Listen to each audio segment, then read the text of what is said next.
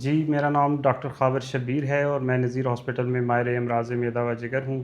چونکہ گرمیوں کی آمد ہے، اگرچہ بارشوں کی وجہ سے کچھ ڈیلے اس میں آیا ہے، لیکن اب اچانک سے بہت زیادہ گرمی اچانک سے شروع ہو گئی ہے اور ساتھ ہی ساتھ مچھر اور مکھیوں کا بھی زور ہو گیا ہے۔ اس میں معدے کی بیماریاں عام ہیں، جس میں معدے کی تذابیت، پیٹ کا خراب ہو جانا، متلی اور الٹی کی کیفیات اکثر لوگوں میں دیکھنے میں آ رہی ہیں۔ اس کی بنیادی وجہ ہمارا خوراک سے احتیاط نہ کرنا ہے۔ اس میں ہم احتیاطی تدابیر کے طور پہ دو چیزیں کر سکتے ہیں۔ ایک تو ہم اپنی صفائی کا خیال رکھیں، کھانا کھانے پانی پینے سے پہلے ہاتھ اچھی طرح دھوئیں، اور دوسرا جو بھی خوراک استعمال کریں، چاہے وہ پانی ہو چاہے کھانے کی چیز ہو، وہ اوتھینٹک جگہوں سے صاف ستھری چیزیں لے کے کھائیں، بجائے اس کے کہ ہم ہر جگہ پہ ریڑھیوں سے سموسے کھانے شروع کر دیں، یا ان ہائیجینک جو کہ جوس والے بیٹھے ہوتے ہیں، گلاس دھوتے نہیں ہیں، ہر بندے کو وہی گلاس پیش کیے جاتے ہیں جس میں مکھیاں بھی بیٹھی ہوتی ہیں اور پراپر سے واش نہیں ہوتے۔ تو بس یہ دو احتیاط کریں تاکہ آپ ان کامن بیماریوں سے بچ سکیں۔ اس میں دوسری اہم بات یہ ہے کہ آپ اپنے جسم میں پانی کی مقدار کو پورا رکھیں، اپنے آپ کو ہائیڈریٹڈ رکھیں، دن میں کم سے کم 12 سے 14 گلاس پانی ضرور پئیں تاکہ آپ کے جسم میں پانی کی کمی واقع نہ ہو۔